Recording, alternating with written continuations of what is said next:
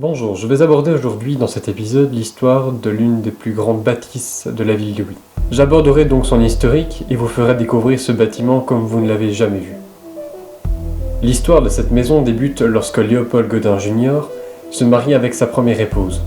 Grand industriel dans la région, de par ses papeteries, Léopold et son épouse acquièrent vers 1867 la propriété de l'ancienne abbaye du Neuf-Moustier.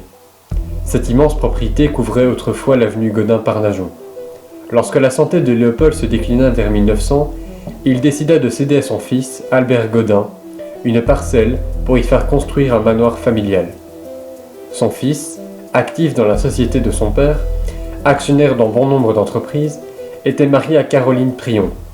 Le couple bourgeois désirait une immense bâtisse, de style électrique et néoclassique, qui pouvait se différencier du château Viercé-Godin en face de leur propriété. Le manoir fut fini en 1901. Son architecture extérieure a très peu changé. L'intérieur, lui, ne laisse plus que quelques traces de l'éminence de cette famille.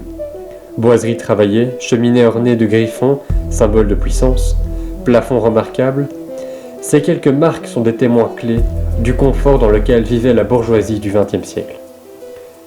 Sur la façade et la toiture, on retrouve les initiales G et P, inscrits à la demande des propriétaires pour mettre en valeur leur famille. Tenu par plusieurs générations, le manoir fut finalement racheté par le bourgmestre Émile Viercé. Un bassin de natation fit disparaître une partie du parc. Vers 1983, le bâtiment passa à la Maison des Jeunes. Il fut également occupé par l'atelier Rock et la radio Bassinia, première radio libre de Belgique.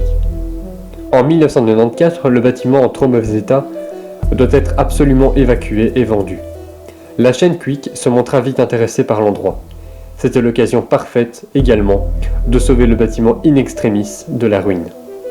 La chaîne de fast-food entreprit donc une longue série de restaurations principalement extérieures. Récemment, le Quick a remis à jour l'un des plafonds d'origine du grand salon.